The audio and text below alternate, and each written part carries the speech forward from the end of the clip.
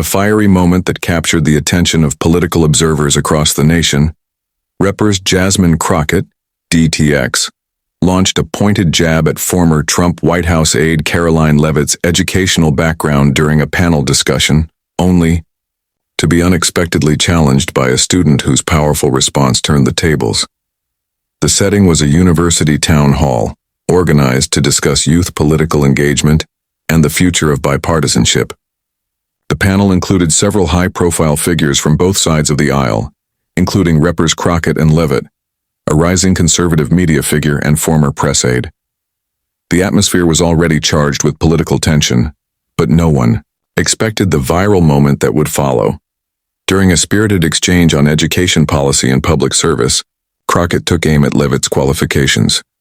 "With all due respect," Crockett said, gesturing toward Leavitt, "we're not talking about someone with a background in law, public policy, or deep public service. This isn't someone who's spent a decade studying the Constitution. She has a broadcast journalism degree and interned at Fox News." Laughter rippled through the crowd, at least at first. Crockett's comments drew approving nods from some on the left, who saw the remark as a clever political punch, but the tone shifted when a student in the audience raised their hand during the Q&A session. "Excuse me," the student began, standing confidently. "I go to school for media and communications, and while I may not be studying law or policy, I've interned in political offices, I volunteer for campaigns, and I spend my time informing my peers on how politics works. Does my degree make me any less capable of making a difference?" The room quieted as the student continued. "If we start measuring value based on the letters after our names, or the titles in our resumes, we ignore the power of lived experience, hard work, and the desire to serve. Isn't that what public service is supposed to be about?" Even those who had laughed moments earlier seemed taken aback. Crockett, to her credit, nodded and offered a brief apology, noting that she didn't intend to belittle anyone's education, but the impact had already been made. Karoline Leavitt, for her part, remained composed during the exchange.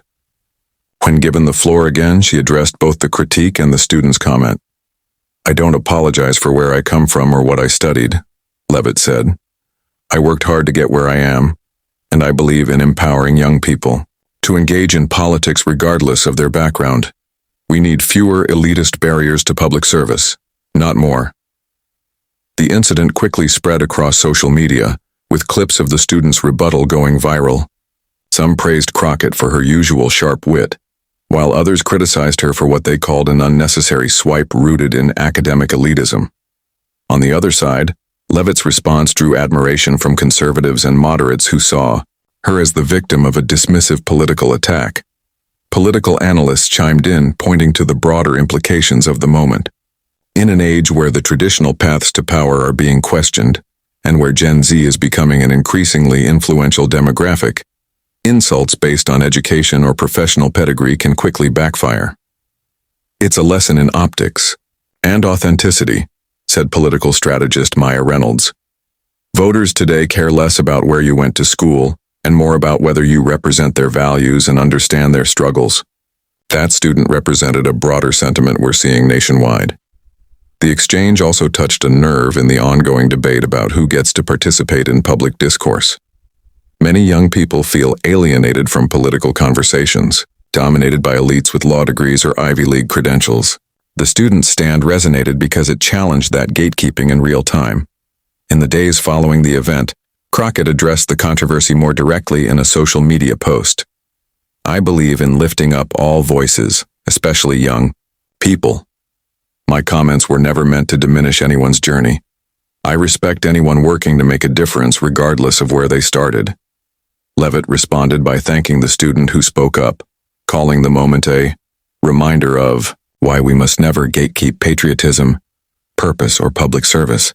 While the panel was meant to explore the future of political engagement, it became a flashpoint for something deeper: the ongoing redefinition of credibility, leadership, and who has the right to shape the national conversation. And in the middle of it all, one student, without a title, without a microphone, and without a spotlight, rose to show that sometimes the most powerful voices come from the seats in the audience, not the ones on the stage. In the days that followed, the student who had spoken up became an unexpected symbol of generational defiance. Identified only as Maya Torres, a junior studying communications and political science, she was quickly contacted by several media outlets for interviews. Though initially hesitant, Maya agreed to speak with a local news station where she doubled down on her message. "I didn't plan to say anything," Maya explained. "But when I heard someone's education being used to discredit their perspective, it just didn't sit right with me. I know so many students, some in journalism, others in social work or art, who care deeply about this country and want to make an impact. Our degrees shouldn't be weaponized to shut us out of conversations that affect all of us." Her calm demeanor and eloquence only added fuel to the fire. Clips from her interview went viral again, with hashtags like "Degrees Don't Define Us" and "Risiyanari." Maya stood up, trending across platforms. Prominent voices across the political spectrum chimed in, some praising her courage while others used the moment to call out the classism that still lingers in American political culture. What started as a contentious jab from one politician became a teachable moment, not just for the people on that stage, but for the public watching from afar. Think tanks and education advocates even began highlighting the incident as part of a larger conversation on expanding civic engagement beyond traditional institutions. Meanwhile, campus reactions were overwhelmingly supportive of Maya. Faculty members applauded her for encouraging political dialogue, and student groups invited her to speak at various events, including panels on youth activism and inclusive leadership. Her professors too weighed in, one calling her response a masterclass in civic responsibility. Yet, the moment wasn't without its critics. Some conservative commentators suggested that Maya's defense of Leavitt was too forgiving, accusing her of inadvertently legitimizing a former Trump aide. On the other side, a few progressives criticized Crockett more harshly, accusing her of undermining her own advocacy for inclusion by engaging in academic snobbery. But Maya remained above the fray. "This isn't about left versus right," she said in a campus editorial. "It's about how we treat each other. If we're serious about a better political future, then we have to stop shutting people down just because they didn't follow the same path we did. I want to hear from the teacher, the nurse, the artist, the soldier, not just the lawyer and the lobbyist." That sentiment struck a chord far beyond her campus. Activists began citing the incident as an example of why gatekeeping in politics must end. Several nonprofit organizations reached out to Maya, offering mentorship opportunities and internships. Even Karoline Leavitt mentioned her in a follow-up interview, praising her as exactly the kind of young voice this country needs. And to the end, the panel may have begun as a showcase for political personalities, but it became something else entirely. A moment when a young citizen reminded everyone, politicians included, that education, background, or job title should never determine the value of one's voice in democracy.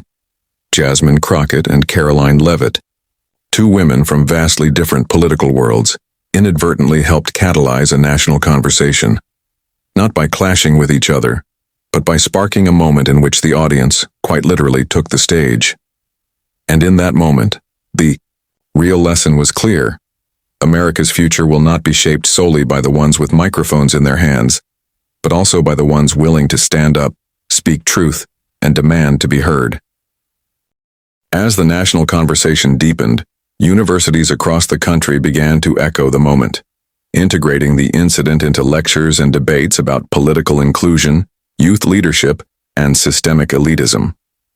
Professors in media, political, science, and ethics courses used Maya Torres' stand as a case study on civic courage and the power of grassroots discourse. Student groups began organizing their own town halls, inspired by the spontaneous authenticity of Maya's words.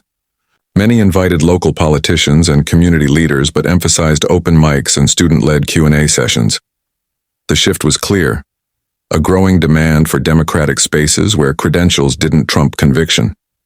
Meanwhile, Crockett's office issued a formal statement reaffirming her commitment to inclusive representation. While she didn't directly walk back her initial remarks, she acknowledged the broader message they sparked.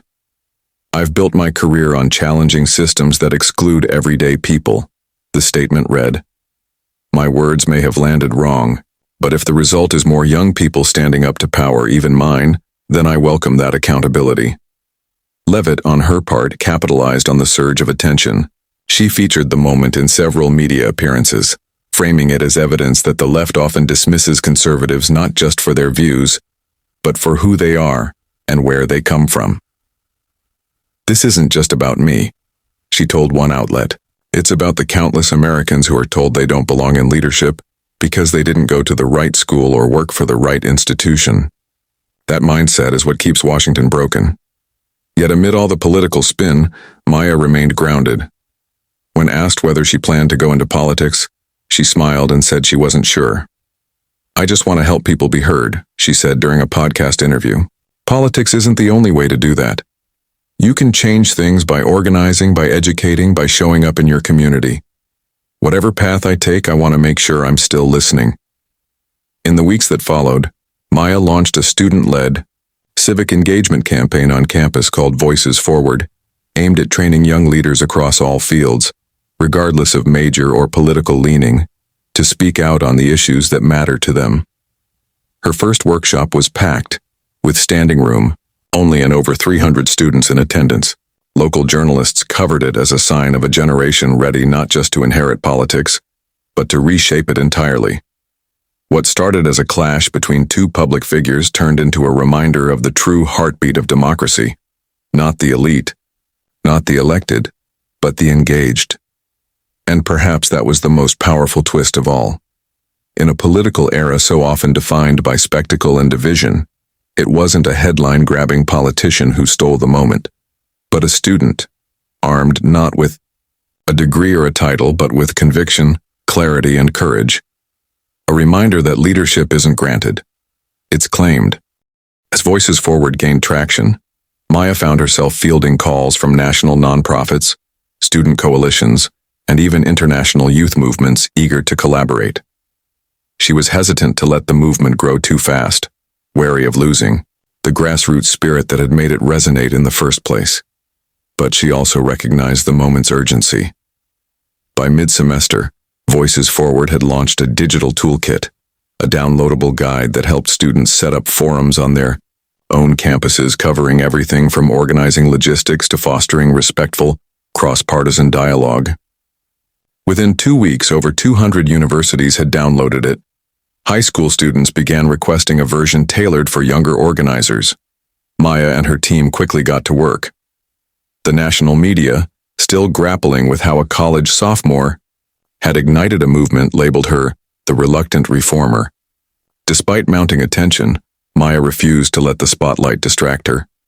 She skipped interviews in favor of attending listening circles, where students shared stories about feeling unseen by traditional politics, first-gen immigrants, community, college students, young conservatives, activists from underfunded rural schools. Their stories, she insisted, were the reason Voices Forward mattered. In Washington, lawmakers began referencing Maya and Voices Forward during committee hearings. A bipartisan resolution commending the rise of student-led civic engagement was quietly introduced, symbolic, but still a signal. Political consultants debated what Maya's success meant for the future of electoral organizing. She remained unmoved by the speculation. "I'm not a brand," she told a student reporter. "I'm a bridge, and bridges aren't meant to be the destination. They're meant to be crossed, but change brings friction." Some university administrators began pushing back, uneasy with the unpredictability of open mic events that occasionally challenged campus leadership. One school tried to require administrative pre-approval for all speakers at Voices Forward events. In response, Maya helped draft a student bill of civic rights, advocating for free speech, transparency, and institutional accountability. Hundreds of students rallied around it, and the policy was quickly revoked. The tension, however, hinted at a deeper shift. A new generation wasn't just speaking up, they were setting terms. As graduation season approached, Maya was invited to deliver the commencement address at her university, a rare honor for a non-senior. She initially declined, but after pressure from students and faculty alike, she accepted with one condition: the speech wouldn't be about her, but about the stories Voices Forward had collected. On the day of the ceremony, standing before thousands, she spoke not of her own achievements but of a student from Appalachia who organized town halls in his coal mining community, of a young woman in Texas who started a bilingual civic education club, of a Muslim student in Ohio who used Voices Forward to bridge divides between religious groups on campus. These stories, Maya said, aren't the future of democracy. They are democracy, and they remind us that the only permission we need to lead is the decision to begin. The crowd rose in a standing ovation, not for a celebrity, not for a politician, but for a classmate who reminded them that leadership doesn't arrive. It emerges, and it doesn't shout. It listens. And so, what began as a spontaneous challenge at a town hall had become something far greater, not just a movement, but a mirror, reflecting a nation that longed not for louder leaders, but for more honest ones. In the months after graduation, Maya took a step back from the spotlight. She declined job offers from political campaigns and think tanks, instead taking a position as a program coordinator at a community organizing nonprofit in her hometown. "I needed to return to the roots of why I started," she said in an interview. Change doesn't only happen in D.C. It happens in church basements, school auditoriums, and community centers. Voices Forward, however, continued to evolve, no longer dependent on Maya's day-to-day leadership. Regional chapters began hosting annual civic summits, where students and young professionals came together to workshop solutions to local issues, from housing instability to voter suppression. The movement expanded to include art installations, storytelling nights, and digital campaigns, anything that gave people a platform to speak, to be heard, and to act. 1 year after Maya's now legendary Confrontation, a documentary titled Claiming the Mic premiered at Sundance. It followed the rise of Voices Forward, the backlash it faced, and the quiet power of youth movements in reshaping democratic norms. The film didn't portray Maya as a hero, but as a catalyst, someone who lit a fuse and then stepped aside so others could shine. Back in Washington, the political landscape hadn't dramatically changed, but it had been nudged. A few younger candidates began citing Voices Forward as an influence. A new freshman in Congress even referenced Maya's commencement speech during a floor debate on education reform. Years later, when a now well-established civic leader was asked what started their journey, many answered the same way. "I watched a video of a student standing up at a town hall. She didn't yell. She didn't grandstand. She just asked to be heard." Maya Torres didn't run for office. She didn't write a memoir. She didn't monetize her moment, but she built something bigger. And in doing so, she reminded a generation and a country that democracy is not something you inherit. It's something you insist on, nurture, and pass forward. One voice. Then another. Then a chorus. Not waiting to be invited, claiming the mic.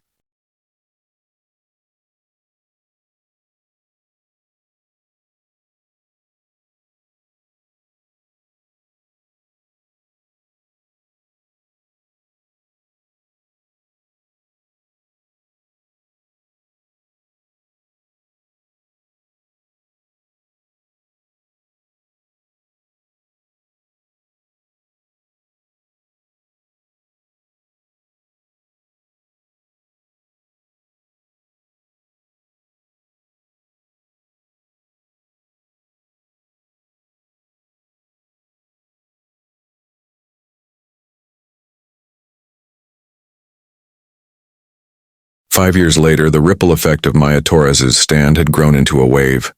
Voices Forward had matured into a nationwide network with over 700 campus and community chapters, partnerships with educators and civic institutions, and an annual fellowship program that trained young people in grassroots organizing, public speaking, and policy advocacy.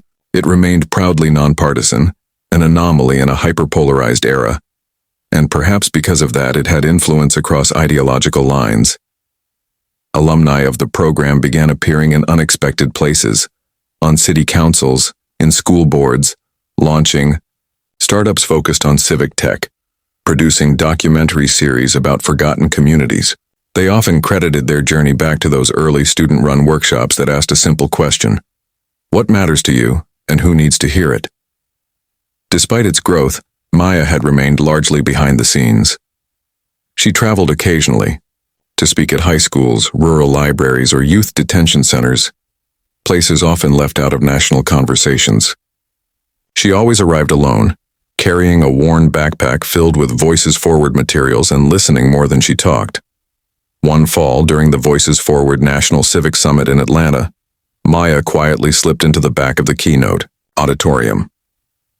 On stage was a 19-year-old community college student from Mississippi, sharing how she'd used the program to mobilize her town to demand broadband access and public transit funding. Her voice trembled at first, then steadied.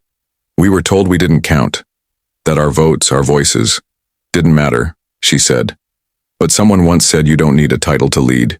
You just need to speak. So I did." The room erupted in applause. Maya, sitting unnoticed near the exit, smiled quietly. After the summit, a reporter finally tracked her down for a rare interview. When asked how she felt seeing Voices Forward thrive without her in the center, she paused for a long moment. "That's the goal, isn't it?" she said. "Real leadership means building something that doesn't collapse when you walk away. It's never been about me. It's about the mic being passed again and again." She looked out the window of the community center where they sat. Outside, dozens of students in brightly colored Voices Forward shirts were organizing pop-up voter registration booths and climate teach-ins. "They've got this now," she said. And she was right, because in the end, Maya Torres didn't change the world by commanding it. She changed it by proving anyone could.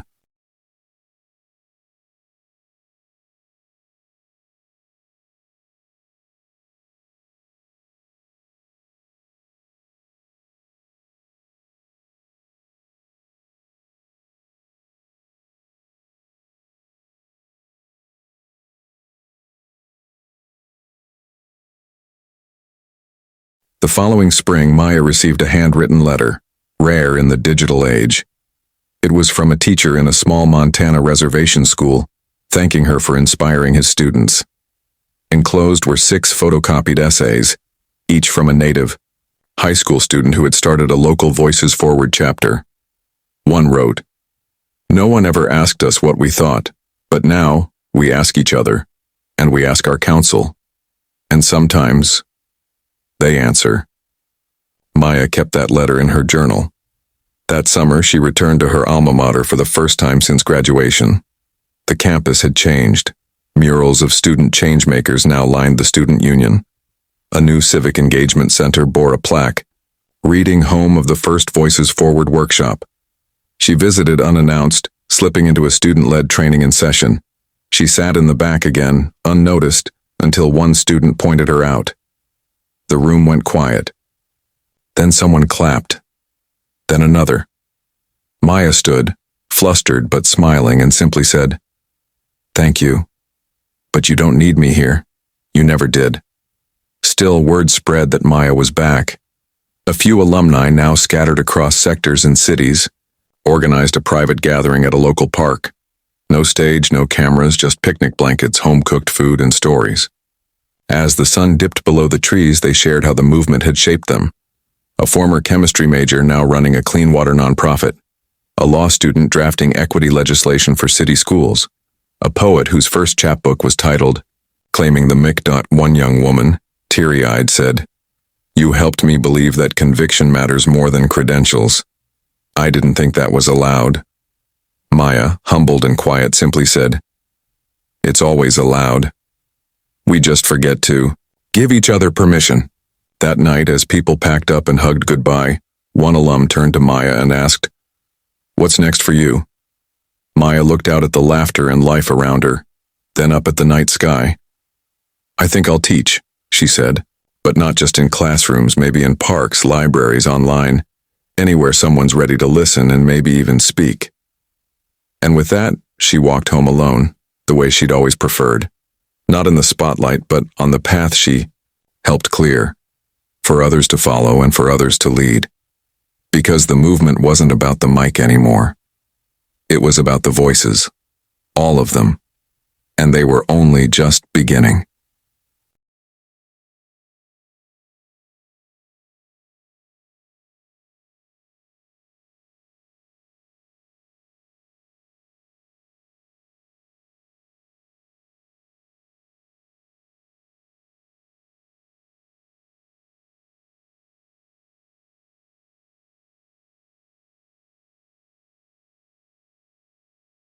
The following spring, Maya received a handwritten letter, rare in the digital age. It was from a teacher in a small Montana reservation school, thanking her for inspiring his students. Enclosed were 6 photocopied essays, each from a native high school student who had started a local Voices Forward chapter. One wrote, "No one ever asked us what we thought, but now we ask each other, and we ask our counsel, and sometimes they answer." Maya kept that letter in her journal. That summer, she returned to her alma mater for the first time since graduation. The campus had changed. Murals of student changemakers now lined the student union.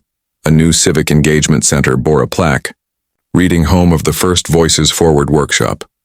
She visited unannounced, slipping into a student-led training in session. She sat in the back again, unnoticed, until one student pointed her out. The room went quiet.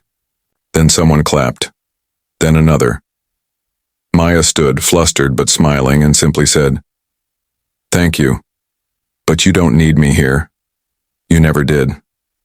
Still, word spread that Maya was back.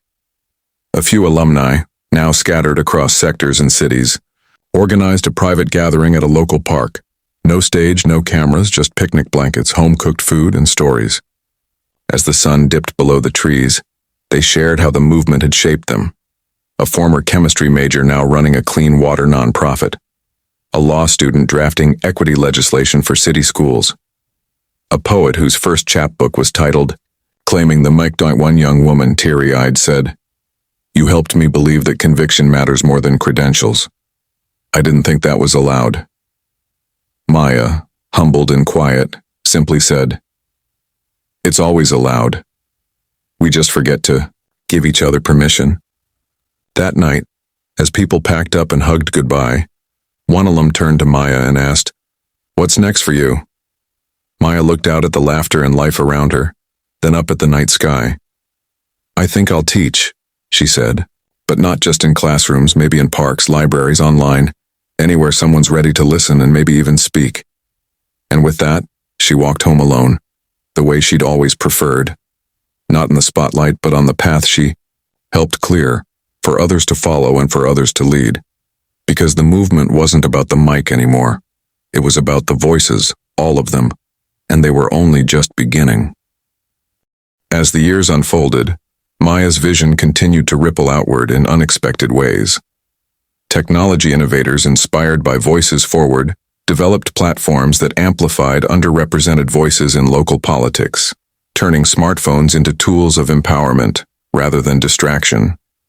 Civic educators revamped curricula nationwide, incorporating the movement's principles of inclusivity and authentic dialogue. And artists, poets, and musicians connected with activists, creating cultural moments that made political engagement feel less like obligation and more like community. Meanwhile, Maya found herself mentoring young leaders from around the world, sharing what she'd learned about listening, humility, and persistence. "Leadership isn't a title or a trophy," she told them. "It's a practice, one that starts with showing up and keeps going by trusting that your voice matters." On the 10th anniversary of her initial stand at that town hall, Maya was invited back to her university to open a new civic engagement center named in honor of the movement she helped spark. She spoke with humility, reflecting on the unexpected journey. "I never sought to be a leader," she said, "but I wanted something simpler. For us all to remember that democracy belongs to every one of us and that the power to shape our world begins with the courage to speak." The crowd rose in applause, but Maya's eyes scanned the room. Not the spotlight, but the faces of students, activists, and dreamers ready to claim their place. Because the story of leadership, she knew, is never just about one person. It's about the countless voices that rise up together, refusing to be silenced. And that chorus, still growing, was only just beginning.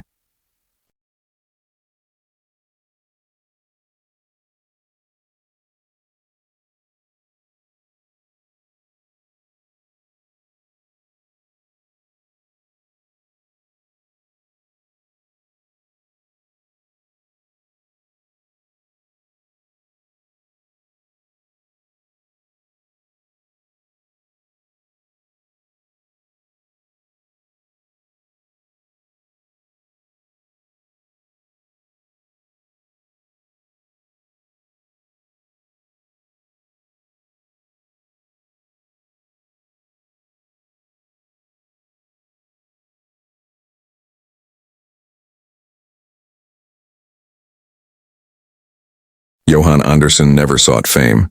He never wanted to be a hero.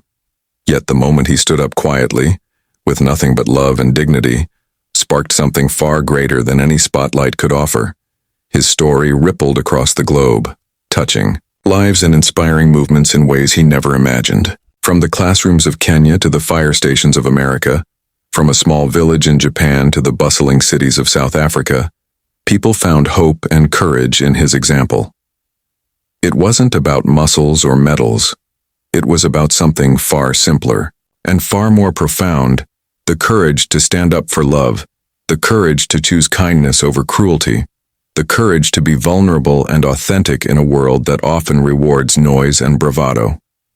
In the end, Johan's quiet stand became a loud call to action, not shouted from a stage but whispered in hearts and lived in everyday acts of compassion. Karoline and Liv, and now Elise, carried this torch forward, reminding new generations that strength doesn't have to roar. Sometimes strength simply stands, and when it does, the world listens.